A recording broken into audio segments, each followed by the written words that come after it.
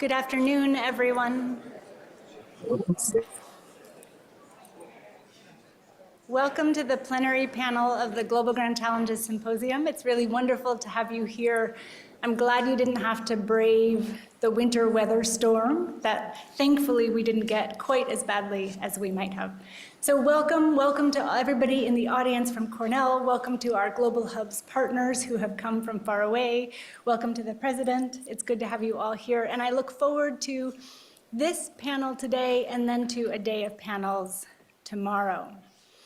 It's been almost to the day 4 years since we held our first Global Grand Challenge Symposium. So long ago now, it's hard to remember, but on November 8th and 9th in 2018, we came together in the same auditorium to talk about the greatest challenges in front of humanity, this big question, right? Almost too big. What are the greatest challenges facing humanity? And we asked our speakers to identify what did they think that Cornell was especially equipped to be able to answer? What were the challenges that we could take on together? Lauren Warnick, the Dean of the College of Veterinary Medicine, argued that planetary health and the underappreciated relationship between ecosystems and disease transmission was the major challenge facing humanity. Rachel Dunafin, Dean of the College of Human Ecology, identified the war on facts and the attack on expertise, science, and the idea of truth as the challenge that we had to take on. Ray Offenheiser, who was then president of Oxfam America, said that it was really vital to refocus the university in order to be more inclusive, to think about diversity, and university values of inclusion and equity.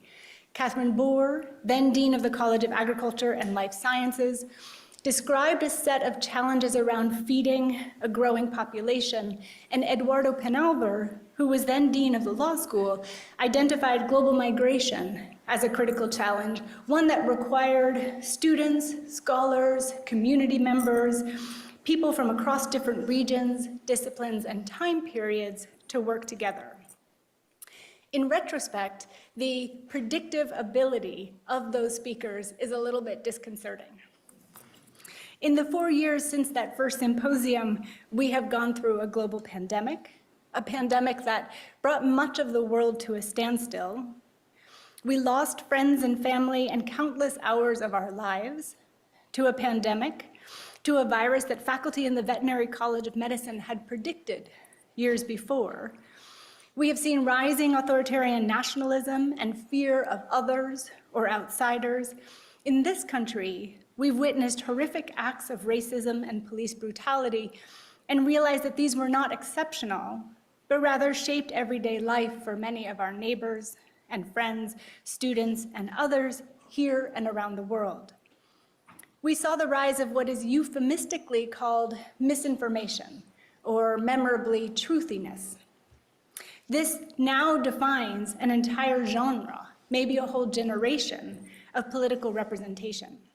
And just yesterday, we reached 8 billion people on this planet, all of whom represent enormous potential, enormous creativity, if we can feed, clothe, and house all of us in ways that are sustainable and just. Something that is only going to happen if we can address the elephant in the room. And to me, the elephant in the room is the shockingly high levels of inequality, the differences between rich and poor that shape all of the challenges above, turning them from objective conditions of individuals into relationships where some regularly do better than others. This very brief recap of our 2018 symposium and the years since suggests that we are pretty good at predicting disaster, and maybe it should be said, not as good at preventing them. But as we sat in our offices, in our home studies, isolated by COVID, I think we developed, and people have said this before, but I think it's really true, that we developed a sense of both the urgency and responsibility of these kind of questions, but also maybe ironically, a recognition of the need for collaboration across national borders, across disciplinary borders, but a sense of the need for global connection and collaboration. So for this symposium today, the question might not be just what can Cornell do to address the greatest challenges of our time, but also how can we work together with our global partners to understand where these challenges come from, how they affect and are negotiated by people in different places. How do people in different places define these challenges? How do they see them, interpret them, and negotiate them? And what does survival or progress or success look like in a global community? All of the universities represented in this room today and in our distinguished list of speakers in this plenary panel, as well as Cornell, we all have unprecedented capacity.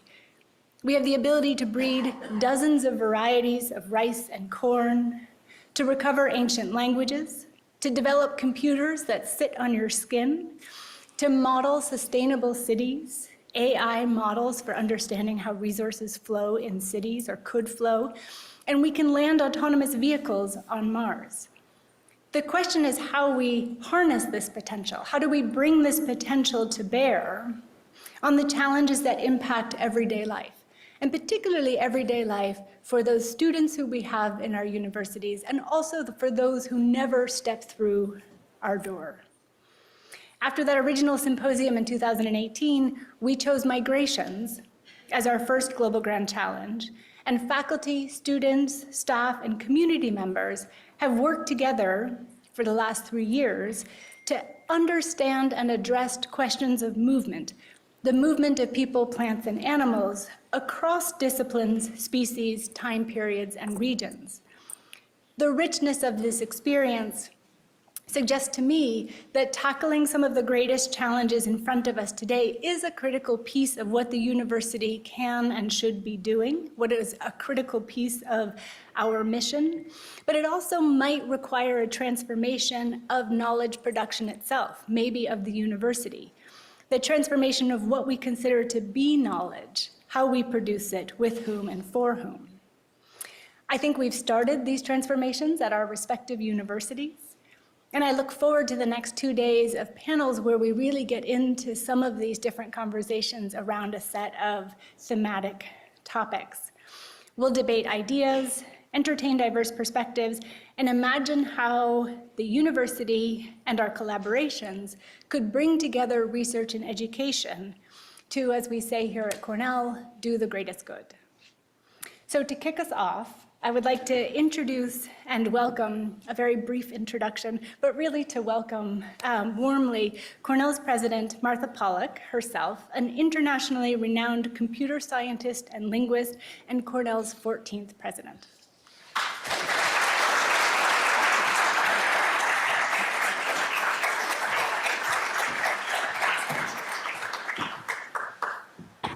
Thank you, Wendy. Hello, everybody, and a warm welcome to Cornell University's second Global Grand Challenges Symposium.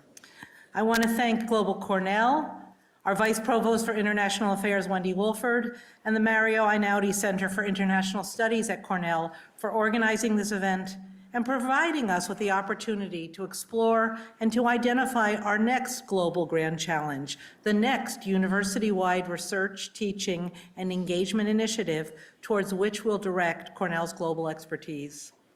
Now, as Wendy said, our first Global Grand Challenge Symposium was held 4 years ago, just about a year before the beginning of a specific global challenge that has defined the last few years in so many ways for all of us. And I think that as much as we all would have preferred to have had the importance of higher education highlighted in a different way, one of the things that the pandemic did do was to shine a spotlight on institutions like ours, shine a spotlight on what can be achieved when we rely on knowledge and science and when we prioritize community, and shine a spotlight on the role that higher education plays more broadly in a healthy, functioning society. Because I believe that a healthy, functioning society relies on a foundation of knowledge and truth, on the ability to communicate across difference, on engaged citizens who understand the importance of equity and social responsibility, and of course on education and research, and in particular the kind of exceptional education and research that is the hallmark of Cornell.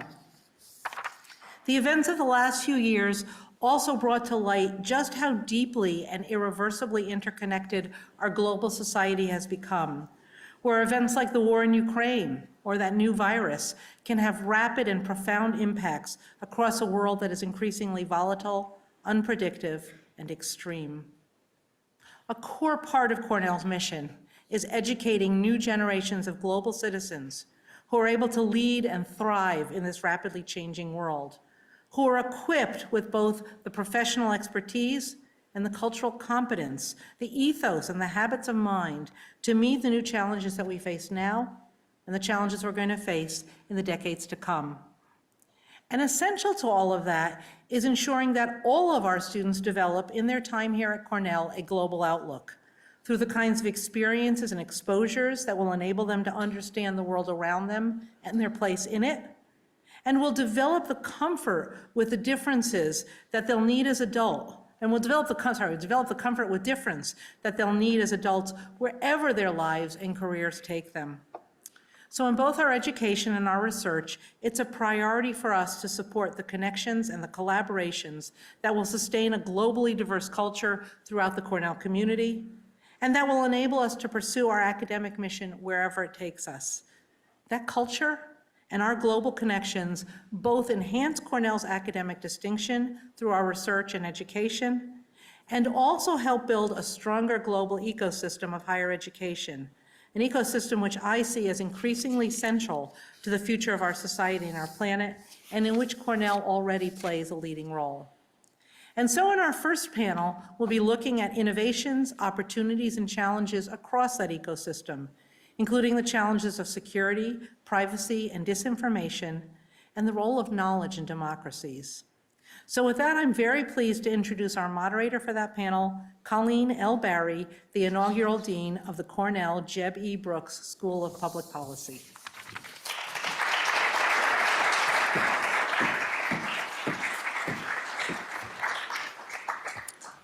Thank you, Martha.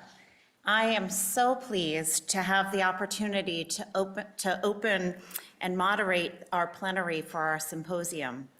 It's wonderful to host so many of our Global Hub partners on our campus this week. Welcome to all of you. We are grateful for the distance that you've all traveled to be here with us today and throughout the symposium. Wendy noted that we didn't have a major snowstorm, but I want you all to know that we carefully planned for the arrival of our first snowfall yesterday to coat our trees and our buildings around our beautiful campus, timed precisely for your arrival. The title of our opening plenary is Knowledge, What Counts, For Whom, and to What End? Our charge here this afternoon is to discuss innovations in higher education and the evolving role of social media and the law in developing new knowledge to confront and combat the significant challenges we face as a global society today. Challenges that include, as was noted, growing inequality, threats to security and privacy, disinformation, and fundamental threats to democratic values and norms. We will use this time together to explore areas that we might consider to identify, as we've heard, for our next major Global Grand Challenge, and to importantly discuss the essential role of global collaboration in developing meaningful solutions and pathways forward. Now, it is my great pleasure to introduce our distinguished panel of speakers for this plenary. Anne Sikwibele is Vice Chancellor of the University of Zambia. Genaro Zavala is Professor and Director of Undergraduate Studies in the School of Engineering and Sciences at Tecnología de Monterrey in Mexico. Frank Cogliano is Dean of North America and Professor of American History at the University of Edinburgh in Scotland. Vanita Shastri is Dean of Global Education and Strategic Programs at Ashoka University in India. Raj Kumar is Founding Vice Chancellor of Jindal Global University in India.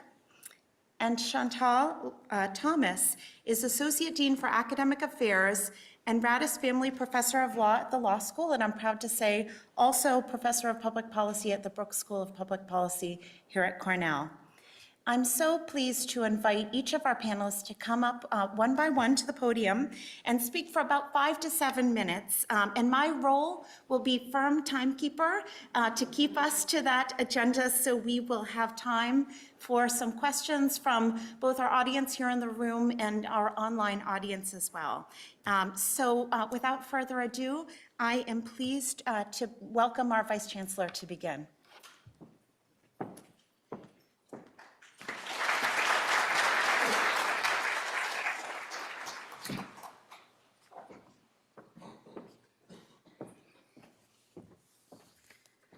Thank you very much. Good evening, our president and all the visitors and all the presenters at the symposium. I'm very glad to be here, to be one of the presenters and one of the people to share what we are discussing. Talking about innovation generally as something which comes to a society, and for it to have an impact, really, innovation has to be implemented. Because if it's not implemented, then it just remains as something on paper, and it's just an invention or just innovation. But how do we deal with innovation then? Because when innovation comes in a society, you find that there will be some people who will be resisting the innovations, and some people who may not understand the need and the value of that innovation. So to properly implement the innovation, then we need to deal with the issues of resistance to change. And sometimes these go with the culture. In some cultures, there are issues of resistance to change. And therefore, as we implement the innovations, we need to have applied ways of dealing with people who resist, so that the innovations that we have in place can actually be implemented and can be able to bring about revenue and create jobs, transform societies, etc., etc. So when we have cultural problems that prevent innovation to be implemented, we need to institutionalize the culture of innovation so that we allow creativity. We should create awareness in terms of what are the benefits of the innovation as we implement. So the Global Hub that we are here witnessing is very important, and we are hoping that through these hubs, we are going to be able to generate and implement innovations in our higher education institutions and eventually in our societies, so that we come up with ideas that are implementable. I just want to give some examples of innovations that are coming through, particularly in the last few years.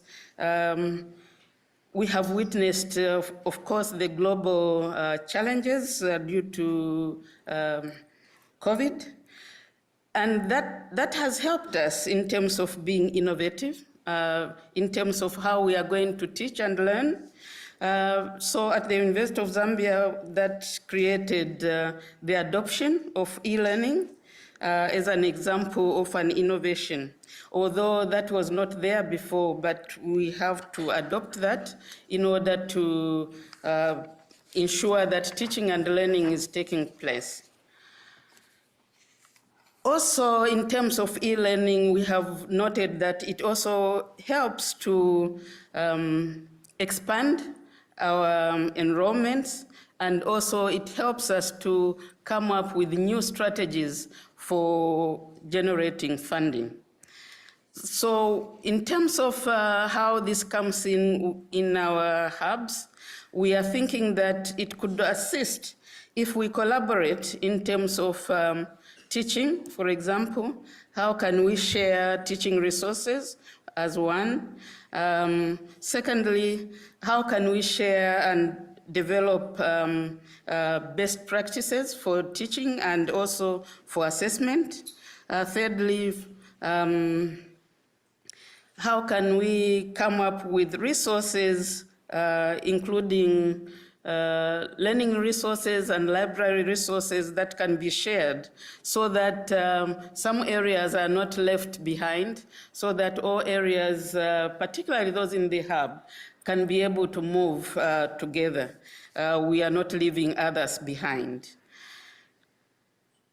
I want now to turn to, in terms of learning, what we have noted in terms of innovations.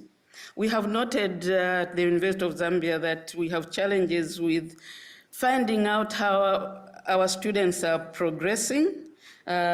Especially in graduate programs, the progression is not as good as we would want to. And so we are hoping that through the hubs, we can come up with innovations that deal with the development and implementation of learning analytics tools that can help us detect problems that our students have so that we can come up with interventions to deal with that. I now want to turn to issues of policy and legal frameworks. When you have innovations in a country, in the world, we need to deal with those issues of policy and establish legal frameworks that are friendly. For example, governments may need to put in place legal frameworks that are friendly so that people can easily generate and come up with innovations that will be supported. So that we can have industries come in to fund the innovations that are being generated by higher education institutions, so that we can have higher education institutional researchers being funded by both government and industry. So we need those collaborations to exist in order for our innovations to actually work. So I think the collaborations that we have now through the hubs are very critical, and we need to develop them so that we can achieve our intended objectives. Resource mobilization is also very important in terms of the implementation of innovations.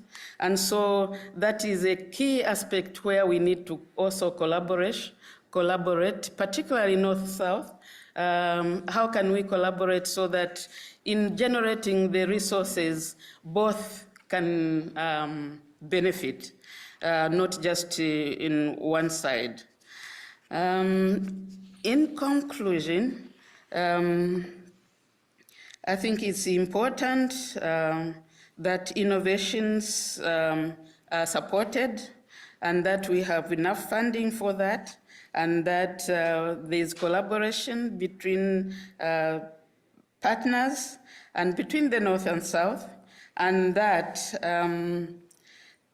other organizations can also come through.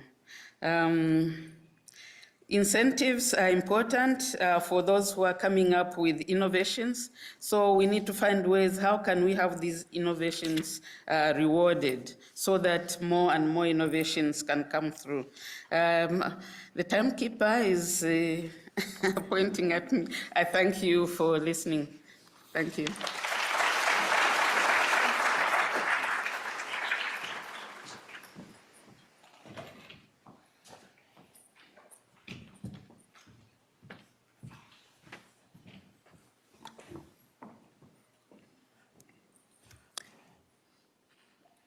Hi, good afternoon.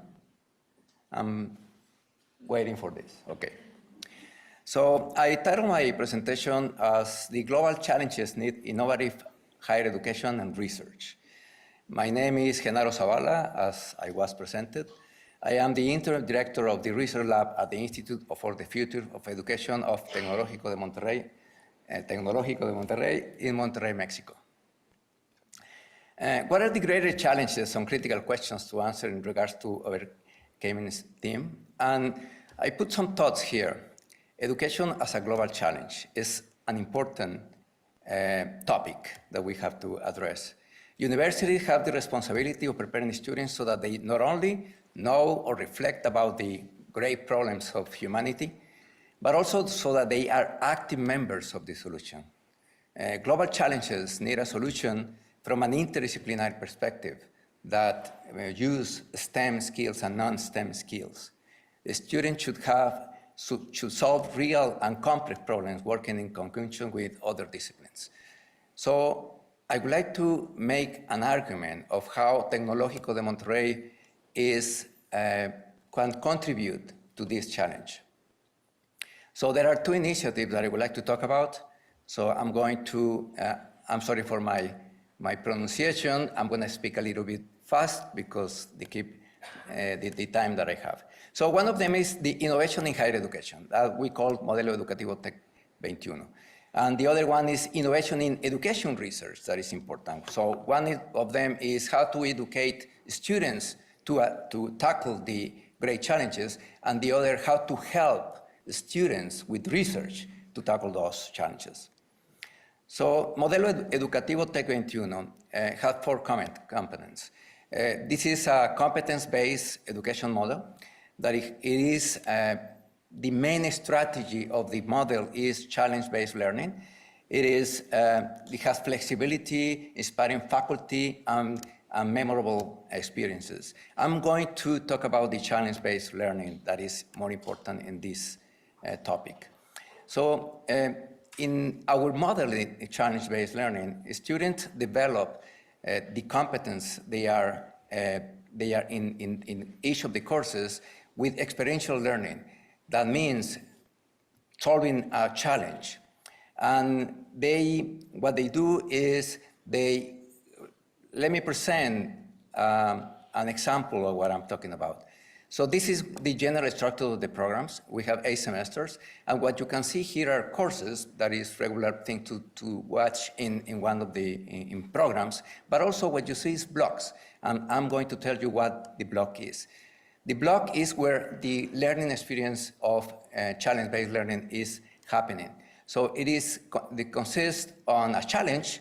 The students have to work in a challenge from the beginning to the end, but during the semester, they have modules. That means the discipline, the knowledge. So in this case, the students develop competences, and they are acquiring knowledge through the modules.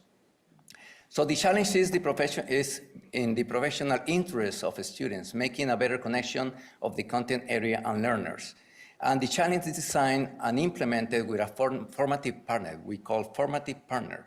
It could be a company, an organization that provides the challenge to solve. So that means it's real problem. And the partner evaluates also the students. So there are 3 characteristics of a challenge.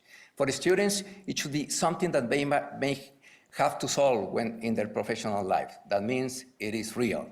Through the solution, students develop the desired level of dominance of the competence. That means that they have to develop the competence with the knowledge. And students realize that to develop that competence, they need knowledge and happen to be on the modules. So that's the model. Now, how can we do to help students to go through the program and actually develop the competences? We do it through research. So I'm introducing the Institute for the Future of Education. That's a newly institute for Tecnológico de Monterrey. And as I said, I work in the research lab of that institute. This is the institute. And as you see, we have a whole ecosystem to focus on challenges that has to be with education, of course, and through the research, innovation, entrepreneurship, and transfer, we impact higher education students, learning, professionals, and industry. So if we talk about the research lab, we have research units in which we address our educational challenges through interdisciplinary research, to generate relevant research, to have intellectual property, that leads to technology transfer and entrepreneurship and to impact the life of millions of learners. Those are the units we have. We have 4 units and 2 interdisciplinary research groups in which we have topics in each of these units. But what is more important is that we have people across the university that works in this institute.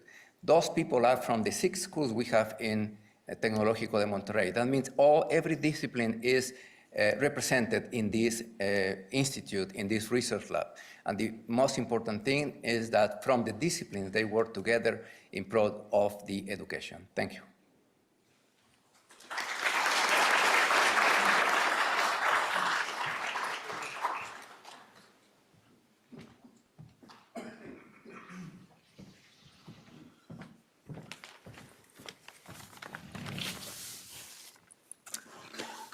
Thank you very much. It's a great honor to be here, and it's a great honor to represent the University of Edinburgh in this discussion. The brief we were set was to discuss knowledge. This is seemingly straightforward. After all, the fundamental business of universities, I shouldn't say business, the fundamental, well, it is our business, is to produce and disseminate knowledge. We produce knowledge through our research, and we disseminate it through our teaching. That should seem quite straightforward. What are the challenges we face in doing this? I think there's a real paradox here. One of the great achievements of the university globally over the past century has been the democratization of knowledge. We've expanded the boundaries of knowledge and we've shared knowledge with vast numbers of people, far more than was possible in the even recent past, particularly in the second half of the 20th century. Yet we have a fundamental paradox as a result of this.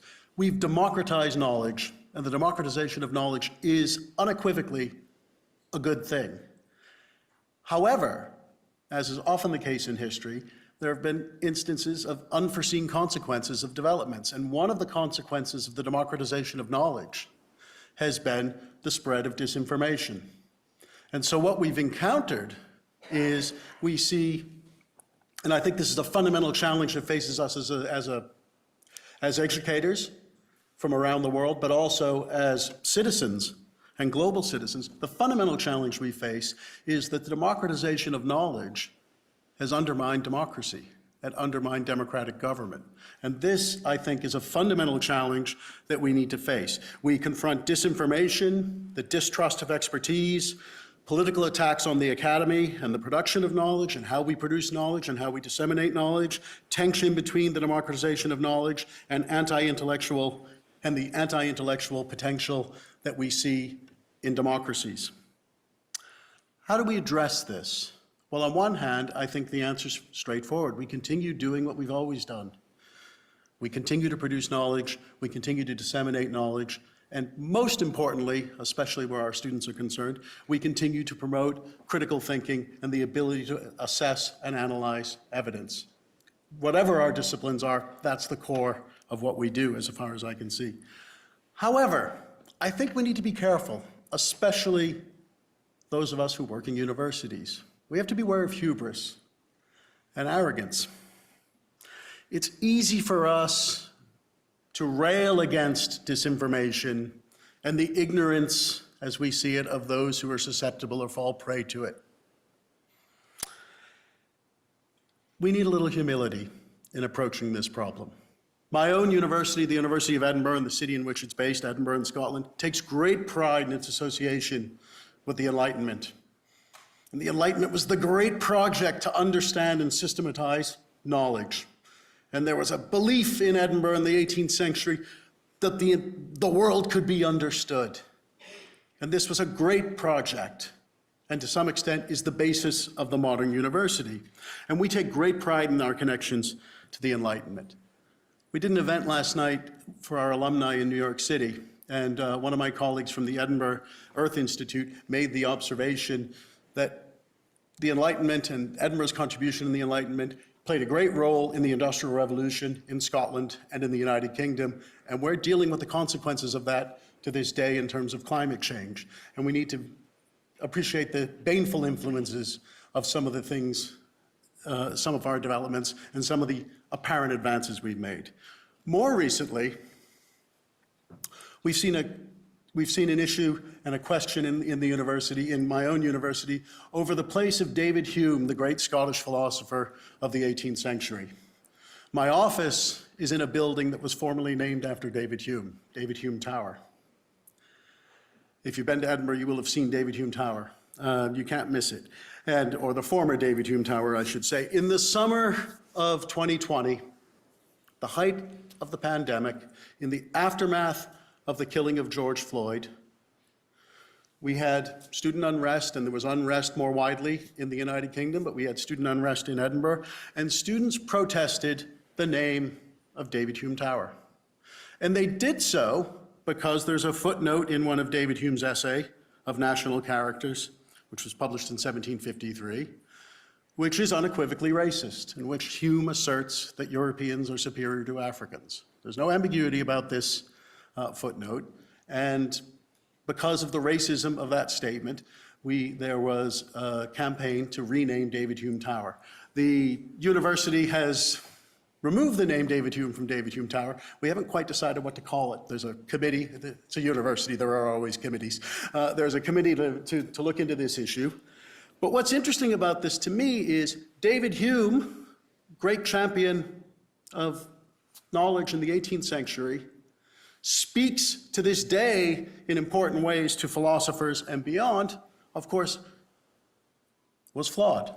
And the arguments he was making, or some of the arguments, or aspects of his arguments, are deeply problematic to us. How does international collaboration figure into this? Well, the original protest against the name of David Hume Tower started with international students at the university. We've had a reckoning and an internal debate about what we should do about this, and issues of diversity and equity and inclusion. And frankly, we've learned from our counterparts around the world, including our colleagues and friends here at Cornell, in having that debate. And so I think we face a fundamental problem, we face a fundamental challenge. It's a global problem, but we can succeed, I believe, by continuing to do what we've always done, but to do so with humility and in conversation with our global friends and partners. Thank you.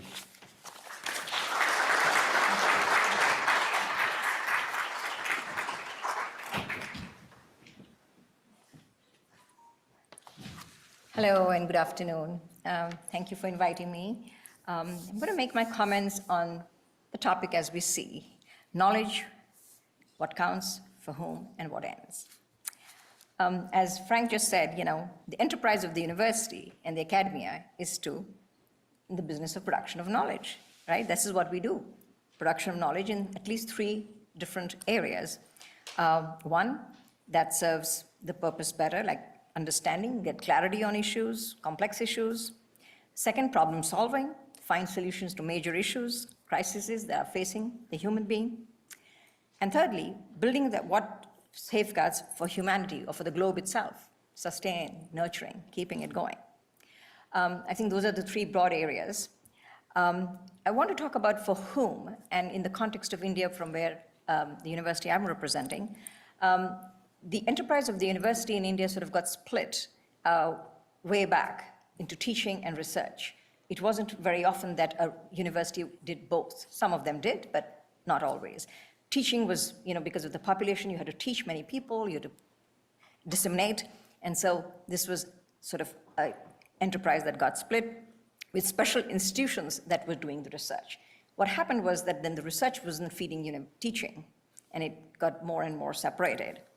The other issue that we have for whom is the gross enrollment ratio in India, that is, how many students who are in the age group should be in a university, is really low, or has been low. And of course, people are trying to push that up. So it used to be like 23%, 22%, and that means 1 out of 4 students are in the university in that age group. So that is something that is a big challenge. Yet, India has the largest higher education numbers of institutions, like 1,000 universities, 45,000 colleges, and very iniquitous, very sort of disparate. Like some colleges could have like 30 students, 130 students, to then, huge numbers. So it's really a large enterprise, but very, very, like I said, iniquitous. So what is happening? Who is thinking about it, right? And so the government, of course, the expenditure on higher education has been low compared to when you compare it with other countries.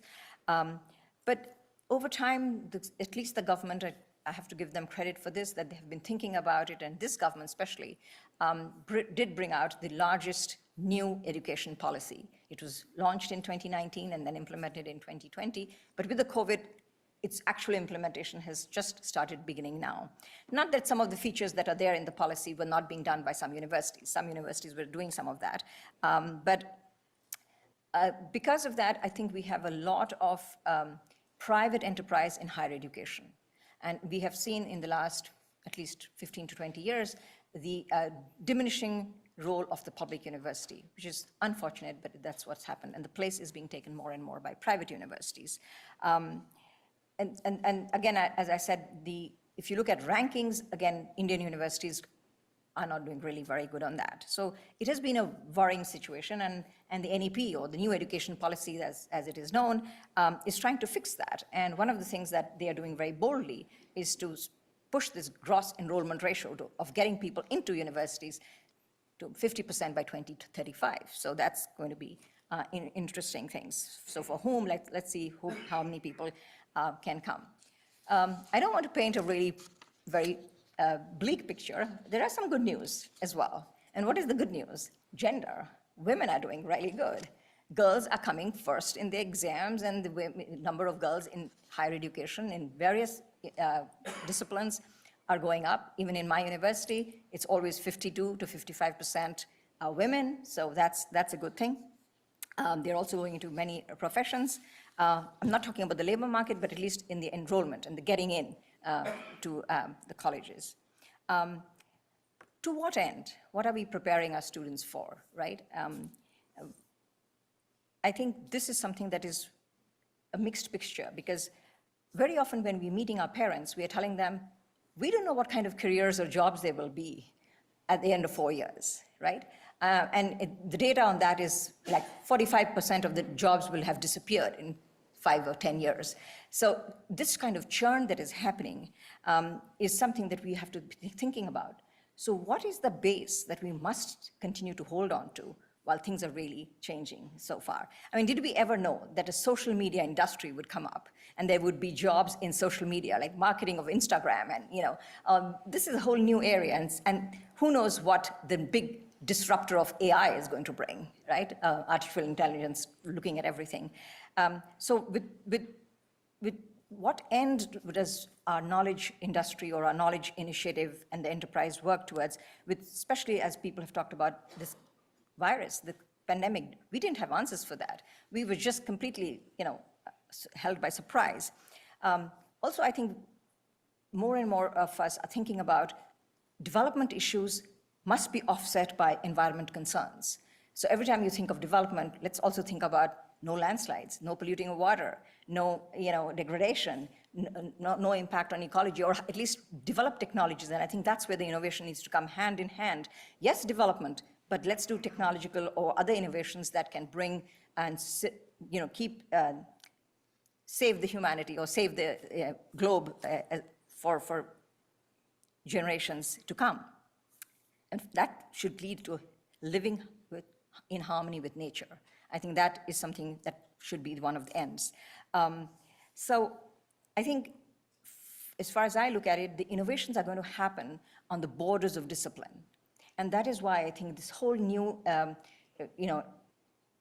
thinking about multi-intelligences or dual intelligences, students not to just learn one discipline, but multidisciplinary. And I think I'm happy to say that Ashoka is really one of the first multidisciplinary universities in India, where we really do not stress on the students choosing their major right away. They have many options. They can do dual majors, minors, and really we are leaving it for the students to think of combining their subjects to craft their career or the interest in their higher studies. We are really saying we are preparing you for life, not for a career or for one job, but we are going to train you with skills sets that will leave you with, I wanted to give you an example of one student, Kabir Singh Bakshi, who actually came in thinking he was going to do physics and took philosophy courses and then realized that he's going to actually end up doing philosophy and is now studying history of philosophy. History of physics in philosophy. So I think it's, if you give the options to students, then they will mix and match it. And one final thing I will just say, I know I'm out of time, but in this whole shifting of the change and this, the quicksand under us feet where everything is moving so fast, what are the pillars of permanence? And for that, for the academia, I want to move into my other hat as a dancer. I want to look at the traditional knowledge systems of India and see how we were being trained in dance, music, architecture, and so on and so forth. And let's discern some methods of learning from these disciplines that have been there for thousands of years. And I want to talk of the 4 pillars of permanence. Perseverance, which is no matter what, keep going. Plurality, no truth is one. Let's look at it in perspective. Practice, do something every day towards that goal. And perform, and use a sense of aesthetics so that whatever you do it really well, and you contribute to knowledge and to further humanity. Thank you.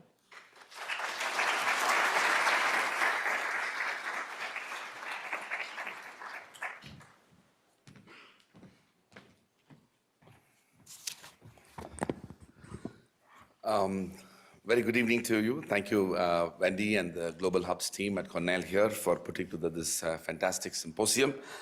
The theme of this plenary session focuses on knowledge, and I think it's important for us to immediately recognize the challenge of even identifying what constitutes knowledge. The entire discourse related to knowledge has also been challenged historically. For a long time, knowledge has been the prerogative of few countries, few societies, and creation of knowledge and as well as dissemination of knowledge was an exclusive prerogative for mostly in the North. And remarkably, the last several decades has challenged that notion, and there has been a steady and a very dramatic increase in the rise of the global South, both in terms of creation of knowledge, but also dissemination of knowledge. Even in terms of looking at the development of institutions across the world, there is a new report that has been released in Toronto just in March 2022, which has said that from 2006 to 2018, approximately 20,000 institutions have been present in the broader North, and there has been a dramatic rise in terms of moving from approximately 40,000 institutions to nearly 70,000 institutions in the same period. And today the world has approximately 90,000 higher education institutions. In terms of the global numbers of students, there are nearly 200 million students around the world who are part of these institutions, of which nearly 50 million are in the global North and nearly 150 million are in the global South. So the point which I want to make is that the question of knowledge becomes so critical, and it is an equally important aspect to challenge the need for creation of knowledge and how it informs teaching, learning, and research. Of course, the Global Challenges Symposium is asking an even more difficult question, that what are the big issues that universities ought to focus when it thinks about the future.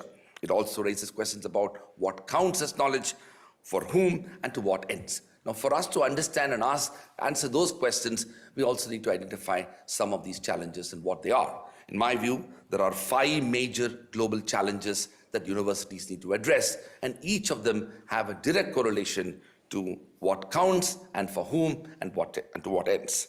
First, democracy and rule of law. Increasingly, in a complex world where we are seeing higher levels of economic development, we continue to face huge threats on the values that democracy cherishes, but also the principles associated with those democratic institutions, which is the rule of law. Despite higher levels of economic and social development, despite the rise of electoral democracies, we are seeing significant threats to democracy and rule of law, and universities, including its research, ought to focus on that. Second, environment and climate change. Much has been talked about it, but it's also important to recognize the fact that increasingly the future of our planet is threatened. For that, we need to reimagine notions of sustainability on one hand, and to what extent we are prepared to deal with the challenges of climate change and environmental resources utilization. Third, human rights and social justice, something that universities as a project long upheld for a very long time, but more recently, I am noticing that there has been a steady decline in the interest and the focus of universities in relation to protecting human rights, civil liberties, as well as its focus on social justice. For lack of time, I won't elaborate on it. Fourth, something that we need to be very conscious of as we look at the future, ethics and social responsibility of technology, corporations, and media. All these dimensions are directly impacting the ability of creating knowledge, but also disseminating research out of that knowledge. These institutions, including corporations, are shaping the future, and it's important for universities to bring the dimensions of ethics and social responsibility as a center framework on the basis of which we can focus on the future of how social media ought to be regulated, to what extent corporations can be asked to comply with their role in ensuring ethics, but also social responsibility. And the fifth challenge is about recognizing the relationship between human development and global governance, which I believe is central and in many ways will shape issues surrounding education, health, and other aspects which are so critical as we look at the future. So when we talk in terms for who the knowledge counts, it has to be based upon an ability to build inclusive society where democratization of knowledge should impact the ability of societies to make an impact on all people. Nobody can be afforded to be left out in the project of knowledge, and to that extent, the what ends question should address the for whom question as well. And these three questions are indeed interrelated, and if we are able to build an egalitarian society based upon the values that we discussed early on, then we will not only be able to address the global challenges, but also make universities as institutions that can focus on common good, which I think is equally transformative. With that responsibility, I do believe that universities need to also become increasingly accountable for its actions. Many of the responsibilities of universities is not necessarily based upon that accountability, and that accountability is to be based upon internal mechanisms for its own governance. And that, I believe, is so critical as we look at the future. So with those words, I want to end by saying that the Global Grand Challenges Symposium that Cornell is hosting is part of an effort for us to build collective imaginations about the future of universities and what it can do to build our future. Thank you.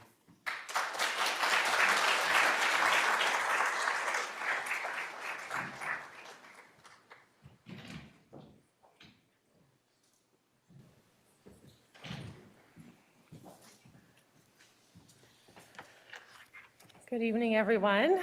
Thank you so much to the organizers, and I commend Vice Provost Wolford and President Pollack, Director Radel, other campus leaders for supporting these important dialogues, and thank you, Dean Barry, for convening this panel and for leading the exciting new Brooks School for Public Policy, of which I'm so proud to be a member. Thank you to all of our distinguished visitors for sharing your time, your insight, and your expertise. I've learned so much already from you. I think that is what is so wonderful about the Global Grand Challenges framework, that it represents a really exciting opportunity to pursue mutual learning, both outwardly with other interlocutors and collaborators, and inwardly at Cornell across departments and programs. So thank you to everyone here for making it possible and supporting that pursuit. In terms of the question posed to us as a panel, what are the greatest challenges or critical questions to answer in regards to the overarching theme of knowledge? So for me, and this builds on some of the other comments that have been made already, a crucial question is how the production of information relates to or differs from the production of knowledge. Or another way of putting it might be, in this age of information and information technology, what are the ways that information shapes or misshapes what we think we know about the world? as academics, scholars, and researchers, we by our vocation are committed to truth-seeking and to the production of knowledge in various ways. And so it's very important, I think, through this framework and through our dialogues to support research that investigates questions of how the generation of information and data might support or obscure truth. It might further or distort knowledge that we produce in one direction or another. What are the effects of bad information, essentially? So I was thinking about this question and thinking about a kind of a typology of bad information. And so one obvious category is one that Dr. Cogliano referred to earlier, disinformation. So just full-on bad faith, intentional misrepresentation of facts. And we've seen that quite pervasively in the political world. We see its impact. Certainly propaganda and misinformation are nothing new, but these emerging forms and technologies of them are ones that we still don't fully understand and appreciate. And we could say that in some ways in the United States, the past week, the elections constituted a referendum on the political legitimacy of disinformation in terms of false claims about, for example, the 2020 presidential election. And many commentators think that the overall assessment was encouraging in the sense that the political appeal of those specific false claims seems to be losing ground. But there are many more insidious and less conspicuous forms of disinformation that occasionally blow up into scandals, but the scandals, if anything, raise questions about how many other similar practices might be going on undetected. So think the political consulting firm Cambridge Analytica that a few years ago was data mining and combining data profiles of Facebook users and other social media users without their knowledge or consent, and then using that strategically in political campaigning, sort of came to light through a BBC expose where the heads of the firm were bragging about using this information and presenting false information in political campaigns around the world, including the United States. And that raised the question of how much else is out there, right? And so this is a question that we're still grappling with and that research could support. But in addition to this whole category of, let's say, bad faith, bad data, another category of bad information would be data gathering that's not necessarily bad faith, or at least the assessment would be more complicated than that, but that is flawed or biased in some way. And there's a lot of great research coming from all different quarters on this kind of faulty data and how it relates to the production of knowledge.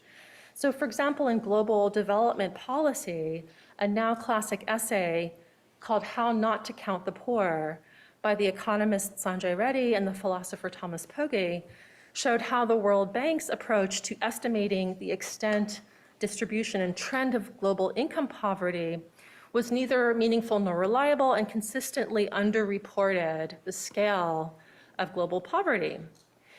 In the area of criminal law enforcement, in work on police data and predictive policing, researchers have shown how predictive policing systems used by law enforcement to forecast criminal activity and allocate police resources are built on data produced during documented periods of flawed, racially biased, and sometimes unlawful practices and policies that in turn create the risk of systemically biased data. In the area of employment, researchers on artificial intelligence are showing how automated hiring systems can perpetuate bias in a number of ways, including through design features that enable those systems to discreetly eliminate applicants from various identity categories without retaining a record of that elimination, to use proxies for characteristics like gender or race that then present discriminatory employment results as fair because of the use of those proxies. So those would be just some examples, and there's so much more work that remains to be done that universities, researchers can certainly help support and advance. Is global collaboration essential to addressing these challenges? Of course it is. We need as broad as possible a community of interlocutors. We need as broad as possible a range of perspectives. we need as broad as possible a range of sources of data. And in here, it's interesting to contemplate how the rise of disinformation has exploited a kind of the emergence of relativism as a general perspective on knowledge, that it's exploited that in order to produce the anti-truth in some ways. But relativism is not the opposite of knowledge, but rather relativism should accompany more rigorous interrogation of knowledge from a broader range of perspectives, so that we can imagine as rich as possible a dialogue from a whole range of relative perspectives to interrogate what is true and what we know and what we don't know. I think with that, I will stop there, and I thank you so much for this dialogue.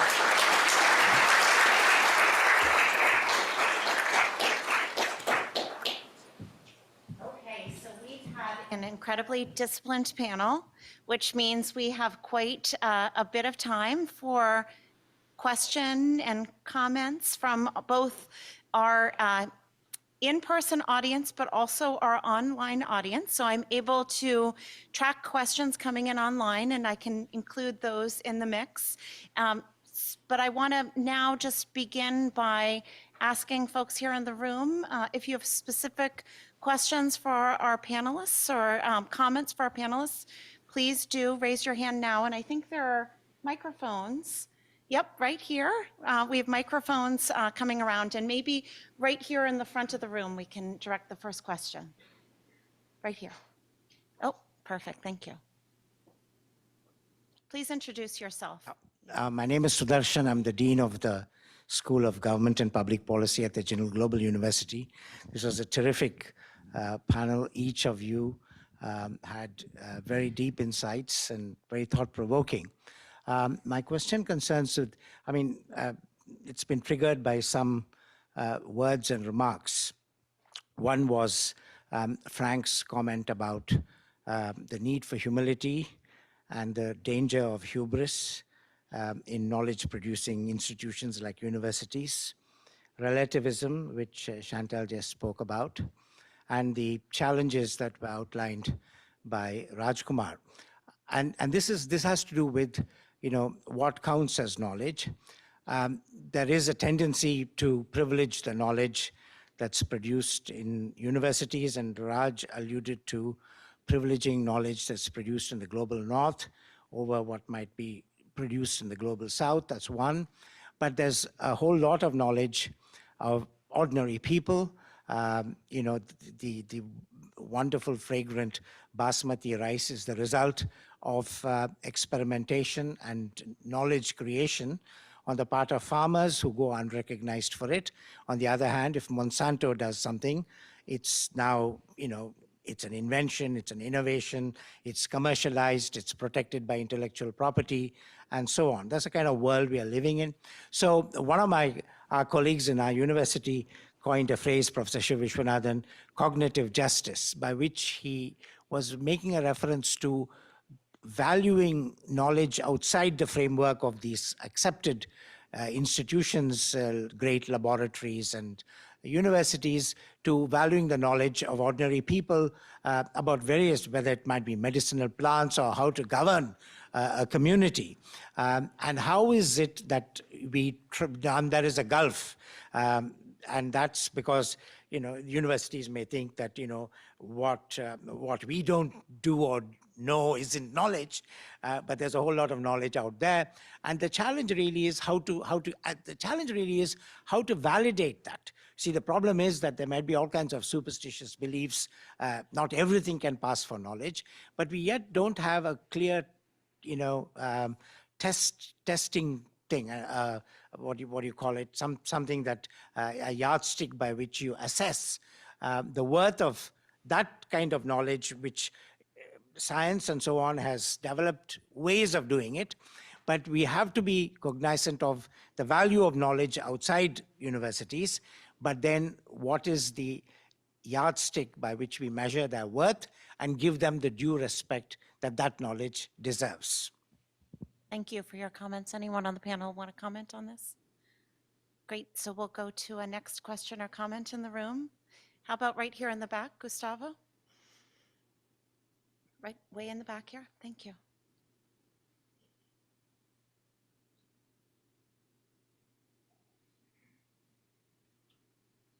Hello, my name is Gustavo Flores Macias here from Cornell. Thank you for this wonderful panel. I have a question about, part of the title is for whom, knowledge for whom. My question has to do precisely with that. It came up, I think Frank brought up the issue of the period of anti-intellectualism that we live in, and how a lot of people that we think of that knowledge is working for do not necessarily want this knowledge or do not think that this knowledge will help them. So how should we think about that, and how can universities bridge this gap and convince people that this knowledge is actually good for them?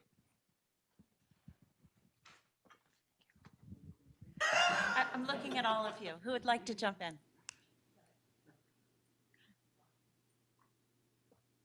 Yes, thank you for that. Well, I think events like this are a start. I think because, of course, we're not just speaking to the audience in this room, but we're speaking to a broader audience. And one thing that really, one of the benefits of COVID, we all got quite fed up with doing online events, but one of the benefits of those is that we were able to reach a much wider audience. But I think as pertains to the first comment as well, I think the two can be connected. We need to recognize that universities are not the only producers of knowledge, but one of the real services that universities can do, particularly in the way we train our students, is hopefully to disseminate the critical thinking skills that are not limited to universities, that are necessary to differentiate and appreciate different forms of knowledge. But I think you put your finger on the fundamental challenge, and it's a real challenge for those of us who work within institutions like Cornell or Edinburgh and the other institutions represented here, because by definition, we face a challenge because many people beyond those institutions view us as inaccessible or unapproachable or unfriendly and so on. And so we face a real challenge, I think, in that regard. But I think what we need to do is talk to the public, talk to the global public, in my view, and do so with respect and just keep trying to do it. It's rather Pollyanna-ish, I know, but sorry. You can take that one, Raj. Okay, great. Thank you. Yeah. Well, great questions. I think it's also important to recognize that we should be conscious of a potential intellectual arrogance that will leave other forms of knowledge not to be accounted within the university setting, and that's where you make an important point. But it is also true that we ought to create mechanisms whereby knowledge that gets generated through other systems are brought in terms of discussions and discourse in the form of both civic and academic discourse, which unfortunately is largely not present.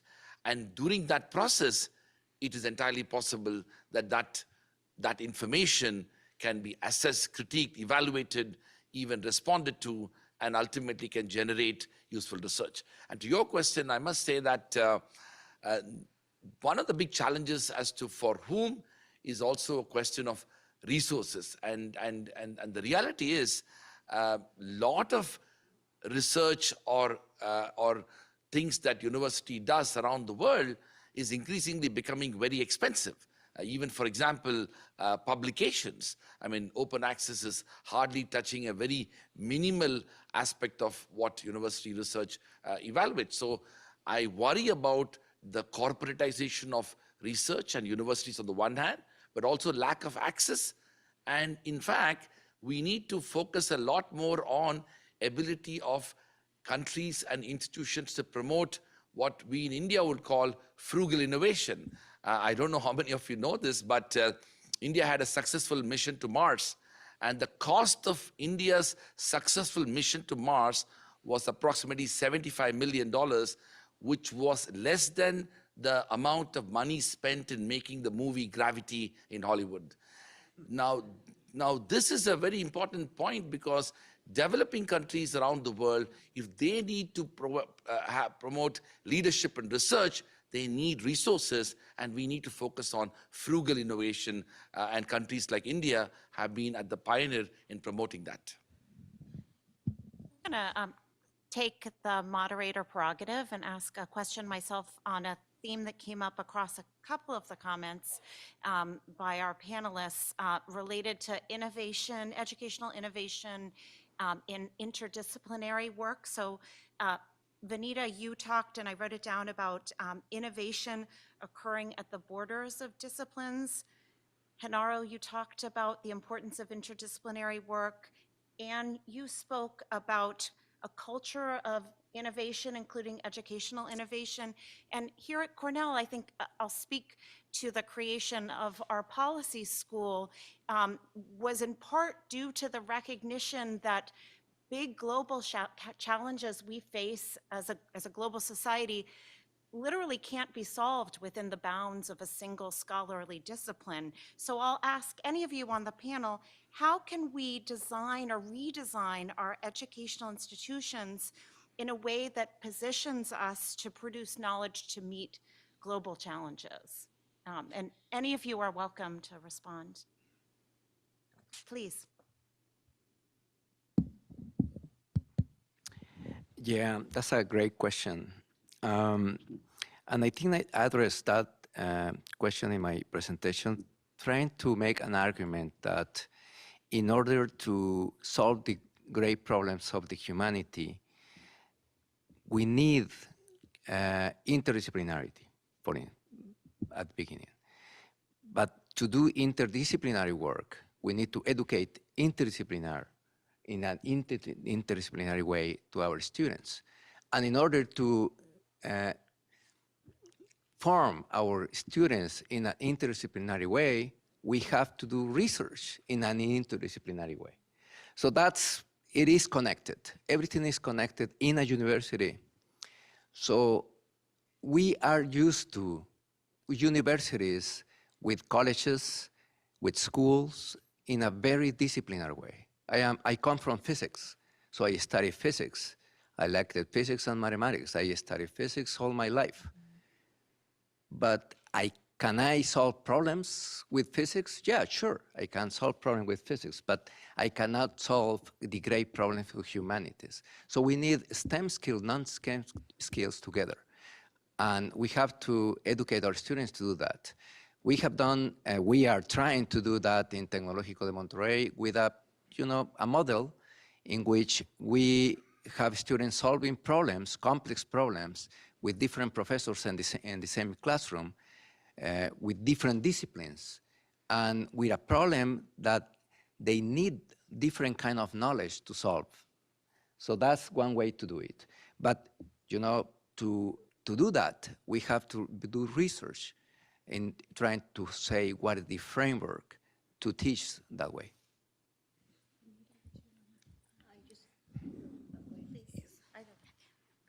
Thank you.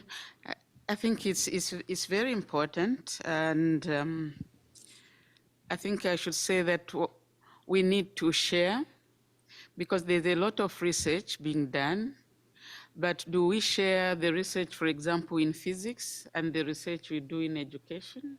How can the physics experts help to solve the problems in education, for example? So we need that sharing across disciplines. And probably that is one thing that brings us in the global hubs, so that we can share what is going on across what we are doing and see how our communities, how our societies can benefit from what we are doing and what we are learning from each other. Yeah.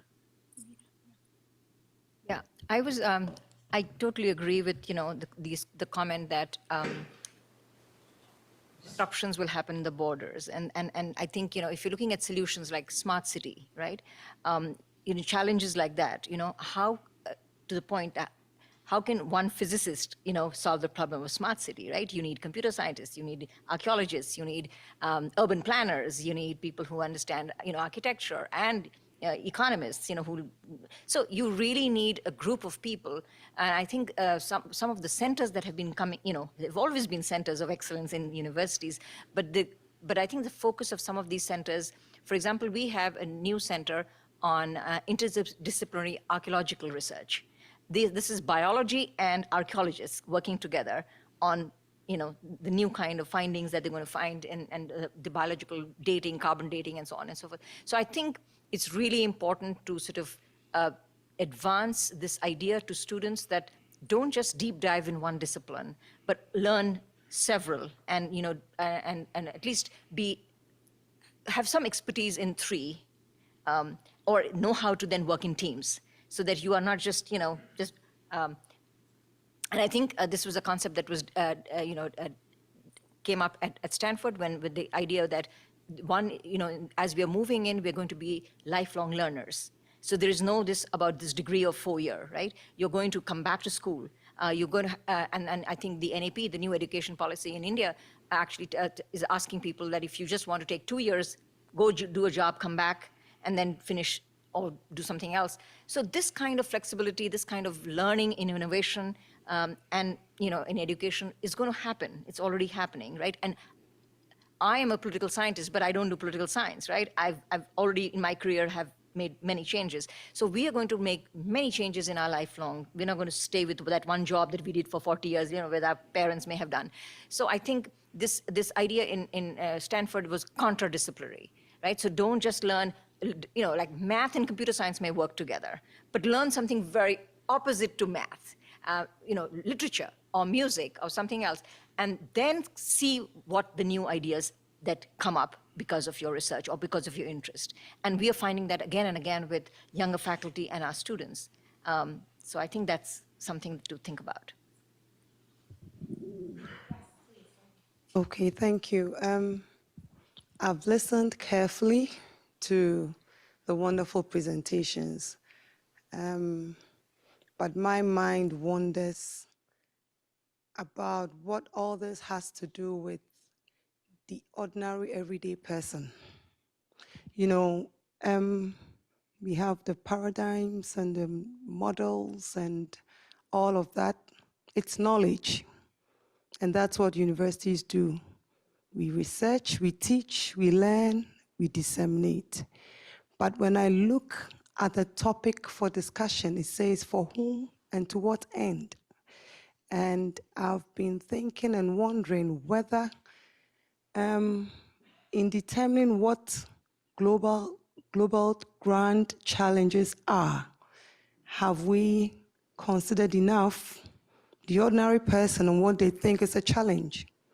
Or is academia, intellectuals, trying to determine what is a global challenge without considering the opinion of the vast majority of the ordinary people? So for me, I think that we have to also think about language. Exactly, for whom is it for?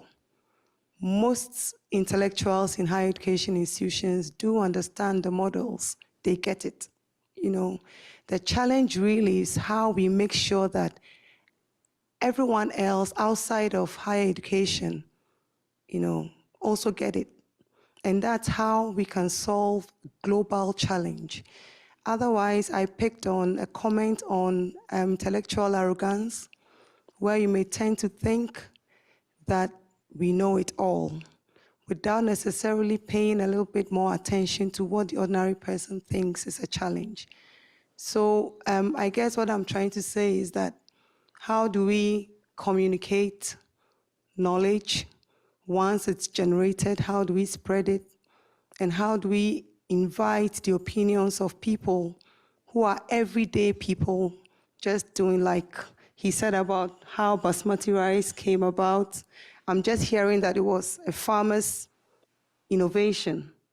I never knew this, So question is, how do we ensure that we incorporate knowledge from other aspects of life, from other groups of people, so that we are really going global and not only higher education or intellectual? Thank you. Well, absolutely. I don't have any, I fully agree with you. And I think this is one of the constant challenges that we in universities need to be conscious of. One of the things, so the good thing about this is that public policy discourse has become more prominent. As she said, Cornell's response was also to create a public policy school, because one of the things about public policy is that it's very interdisciplinary. And I must also say that the ILR school at Cornell is actually, even before the public policy school, was one of the more interdisciplinary schools within Cornell. So the point I want to say is that we need to bring in more and more interdisciplinary dimensions into the idea of knowledge creation, in which different stakeholders are constantly participating in it. And that means the university engagement in the community, and the community being constantly connected to the university. This requires a definite reimagination. We can have an entire symposium on interdisciplinarity, because the well-kept secret in most academic institutions is it's one of the most difficult thing to do. I mean, and because for doing interdisciplinarity, even allowing access for students to take courses across schools and programs, and I'm not talking about graduate level, is that you require deans and schools to sit together and decide timetable and teaching allocation and classroom allocation.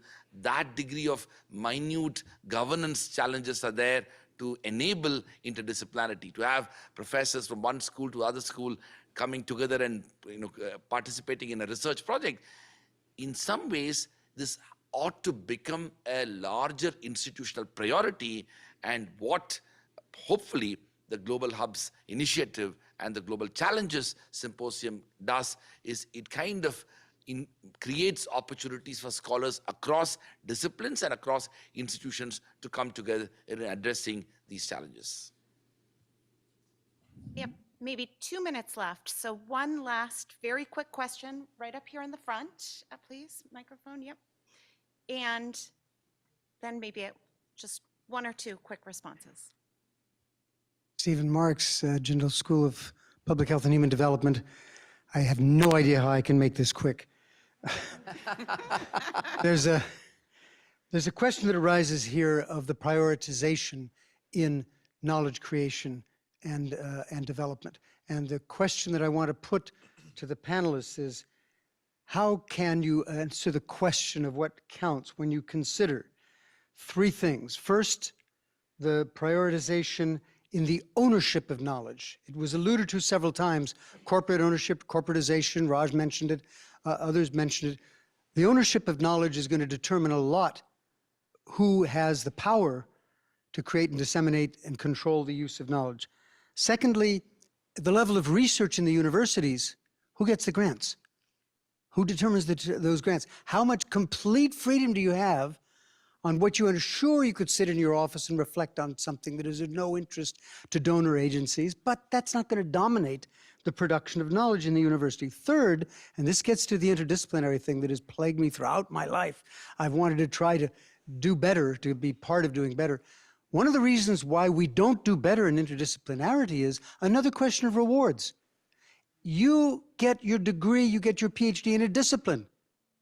You're not going to have credibility in that discipline unless you know how to act within that discipline and use the language and resources of that discipline. Sure, you can engage and co-author something and have an occasional insight on something that is multidisciplinary.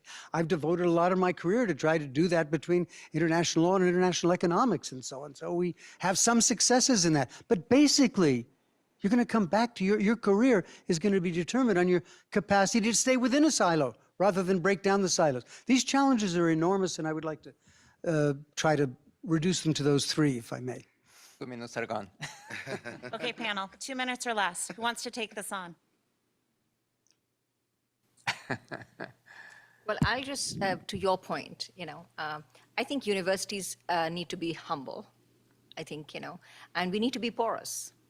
And we are, living in a community, and with continuous learning and lifelong learning, people are going to come in and take peace and learn and study or do whatever. And I think we need to really engage with community. Where I am, there are farms right across from our border, and I don't understand why we don't have a course that talks about agricultural farming, to your point, and take students there and show them the pattern of farming and take the inputs and bring it into a course that I think would be very enriching for the student to be in real life experience. We're talking about experiential learning now. It's just not anymore. How many of our students are actually reading those big books? It's really hard for students. They're reading on their phone. So, it's like then they can't read the big, papers with the charts and that's a problem. I mean, we have to address that too. But I'm finding that, our students are really reading everything on the phone. They don't even want to go to their computer. Websites are passé. They want only social media and Instagram. So how are we going to bring them and, bridge this conversation with them? Those are some of the challenges. But I think we need to be more, have humility, and we have to work with the community. I just want to say the third point that you are making is very important. And I would like to go thinking about that discipline is not important. It's very important. It is very important that everybody gets a discipline. But what I'm saying is that in addition to that, we have to work in an interdisciplinary way. On that note, please join me in thanking our wonderful panel of presenters.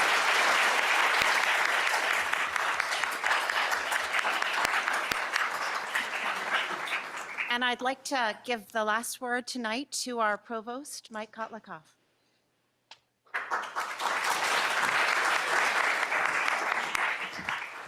Thanks, Colleen, and I'm sorry I didn't get more to hear of that fascinating conversation and the challenges we all face. I just came from actually graduating 3 companies that are coming out of science that's done at Cornell, all of which are basically addressing the climate challenge. So it's a wonderful example of how we can bring our science and bring our disciplinary knowledge to bear to address some of the most challenging problems in the world. So I want to thank you all for joining us from around the world and here at Cornell University for our second Global Grand Challenges Symposium.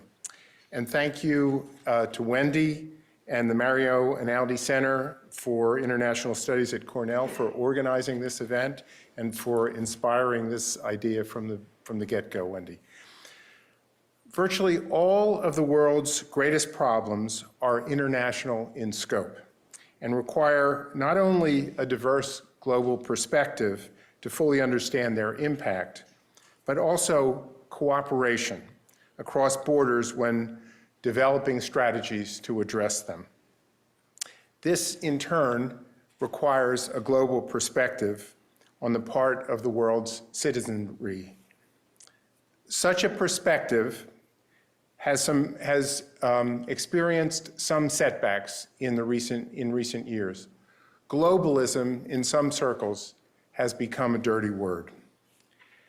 This conference and your participation is evidence of our continued efforts to educate and highlight issues of global scope, and to double down on our efforts to partner across the world. Our Global Hubs initiative, developed by Wendy Wolford, connecting our communities through ongoing relationships with 20 leading international universities in 11 locations worldwide, is a great example of this partnership and collaboration. And of course, this symposium, which brings together researchers and staff from around the world and from across Cornell to identify key global challenges, is another example. So thank you for being here with us, those of you who are here and those of you that are virtual. I invite all of you to come into the atrium for a reception.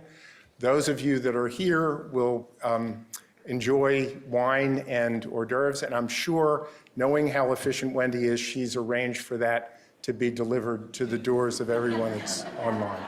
So thank you very much.